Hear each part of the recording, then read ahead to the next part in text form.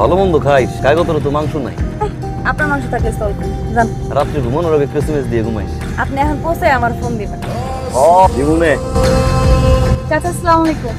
মিলে কেমন আছিস মা? জি চাচা, ভালো। ছেলেটা কে রে? ভালো আছি মাশাআল্লাহ। আরে কোনো অসুবিধা নেই, বাপে বেঁচে থাকলে তো এসব দেখার দায়িত্ব সেই নিত, তাই না? তো চাচা আছি, আমি তোদের দুইজনের দ্বারা থেকে দিব।